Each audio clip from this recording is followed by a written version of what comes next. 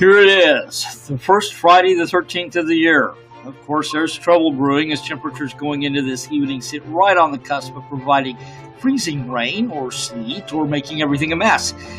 Best guess at this point is that most of the mess is going to stay south of Indianapolis, but expect this evening's rush hour to be a pain in the ass. Of course, why should traffic be any different from the rest of the day?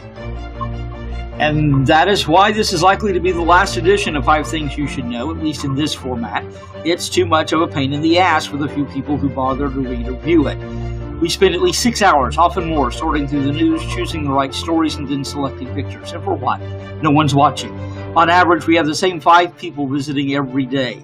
The past 2 weeks, we've been asking for sponsors and gotten 0 response. Maybe it's time to move on. So here's what we have for today. Anyone who has plugged into any form of media the past 12 hours already knows that there was a 10-minute span yesterday when the C-SPAN feed was replaced with the feed for Russia Today. The switch occurred about 2:30 Thursday afternoon as Congresswoman Maxine Waters was trying to convince her more ignorant colleagues why the Securities and Exchange Commission is actually an important part of our government. The feed cut Ms. Waters off mid-sentence and went to music. You've seen this story all over the media because Russia Today has been implicated by U.S. intelligence as participating in the Russian effort to interfere with and influence the presidential election.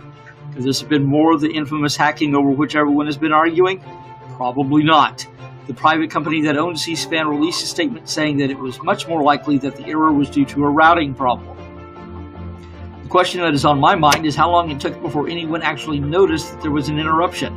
It's not like C-SPAN is the highest rated network in the country. Most of the people who watch it are hardcore political nerds or reporters desperately looking for something resembling a story. If Russia really wants to undermine faith in our political system, perhaps they should consider hacking the feed of the inauguration next week. Although, once again, would anyone really notice?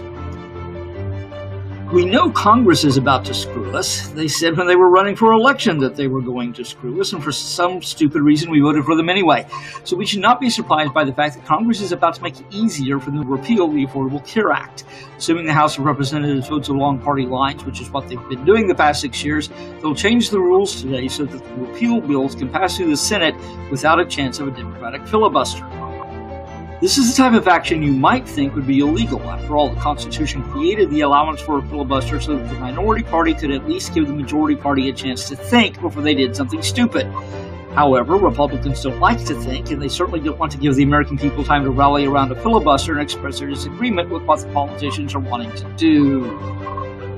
The rule change does not require a presidential signature. Once both bodies have approved the change, it goes into effect.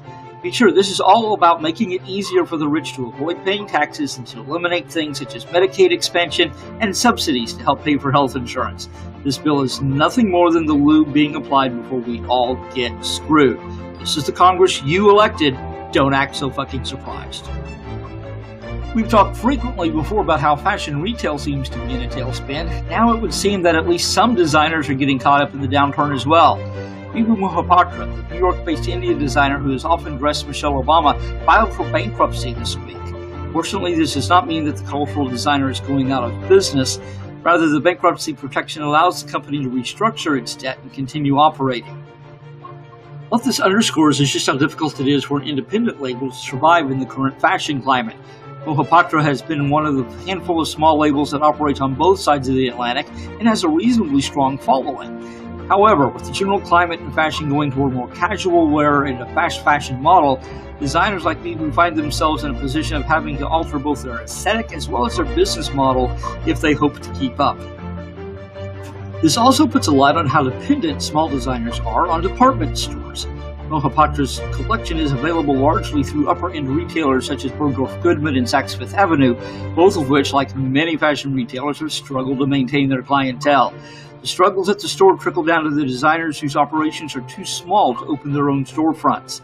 The debt restructuring should make the brand more attractive to investors. We know LVMH has been doing some shopping. The brand might fit well within that conglomerate. Hedi Slimane seems to be having difficulty finding where he fits best. The former creative director at Yves Saint Laurent, who suddenly left without explanation last March, was probably hoping that another label would want to take advantage of his often controversial design habits.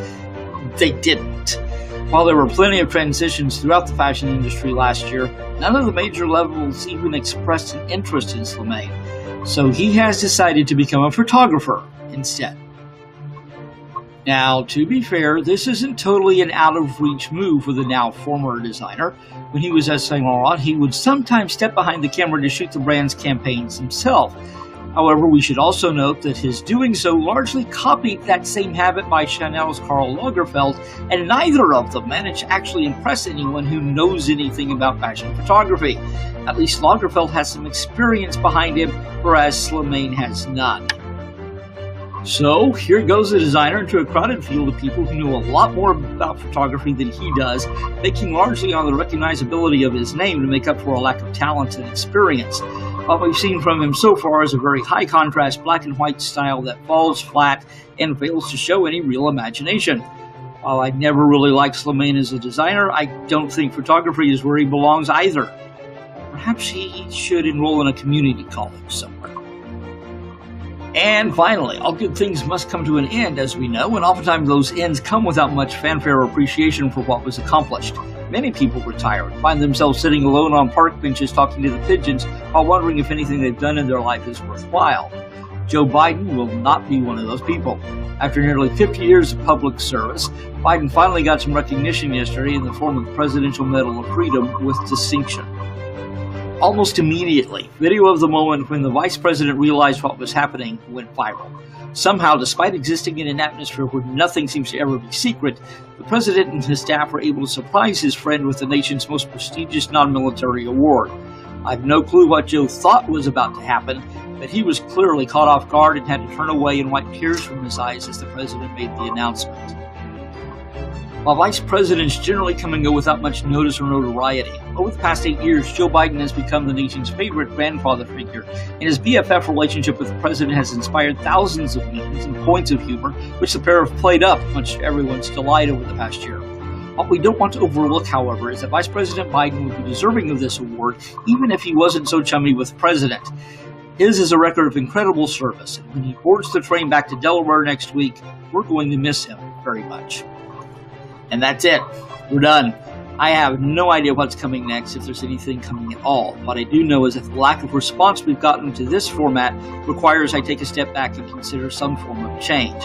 I thought there might be value in cutting through all the mass media bullshit and fake news. Apparently I was wrong. So we'll take the weekend off, reevaluate what seems reasonable, and perhaps come back with something new. Or not. Either way, good luck and have a good day.